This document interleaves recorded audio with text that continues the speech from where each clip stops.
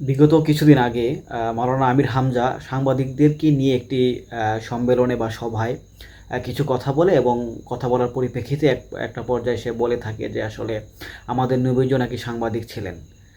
আসলে বা উনি যে কারণে কথাটা বললেন, হয়তো বা নবীজি যেহেতু সংবাদ বহন করতেন, মানে আল্লাহর পক্ষ থেকে যে ওহীগুলো আসতো, এগুলো তো এক ধরনের সংবাদ ছিল আমাদের জন্যে। তো সেই সংবাদগুলো যেহেতু মানব জাতিকে তিনি দিতেন এবং সেই পরিপ্রেক্ষিতে উনি সংবাদ বাহক ছিলেন। এই দৃষ্টিকোণ থেকে হয়তোবা উনি এ কথা বলে ফেলেছিলেন যে আসলে নবীজি সাংবাদিক ছিলেন।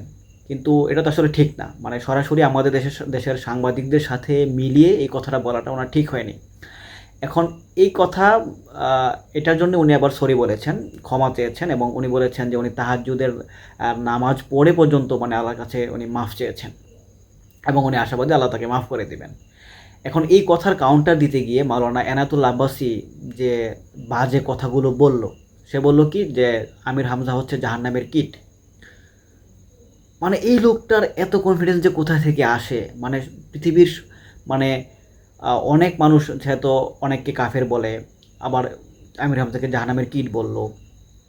তারপর আজহারি হচ্ছে কাফের। এত এত মানুষ কাফের, এত মানুষ জাহান্নামের কীট। তারপরে এইটা সেইটা, উনি একদম জান্নাতি। মানে ওনার প্রত্যেকটা কাজ হচ্ছে 100% সঠিক। ওনার মতাদর্শ, ওনার চিন্তা ভাবনা, ওনার আমল সব কিছু হচ্ছে একদম ঠিক। বাকি মানে উনি একদম জান্নাতে গিয়ে বসে আছেন। এই ধরনের কনফিডেন্স ওনার আসে থেকে, আমি তো এটা আমার মাথায় ধরে না।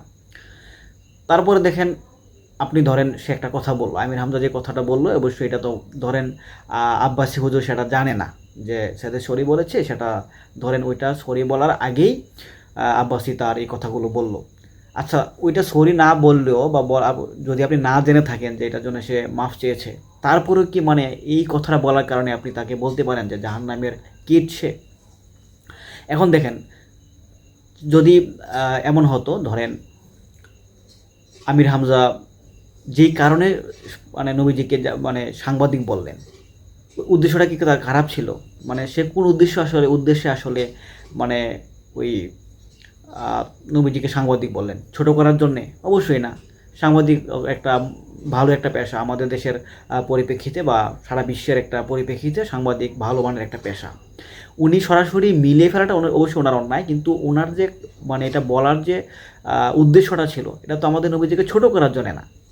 ছোট করার জন্য যদি না বলে থাকে, ইনসাল্ট করার জন্য যদি না বলে থাকে, তাহলে কি আপনি একটা মানুষের ভুল স্টেটমেন্টের কারণে, ভুল একটা কথা বলার কারণে কি আপনি তাকে জাহান্নামের কীট বলতে পারেন? মানে এই লোকটা মানে খায়া দেয়া কাজ নাই। মানে যখন যেই হুজুরের একটা নেগেটিভ সাইড সে পায়, ধাপ করে ওই লোকটাকে মানে এত বাজে ভাষায়, এত নিম্নমানের কিছু কথা সে বলে, এটা আসলে মানে কোনোভাবে মেনে নেওয়ার মতো না।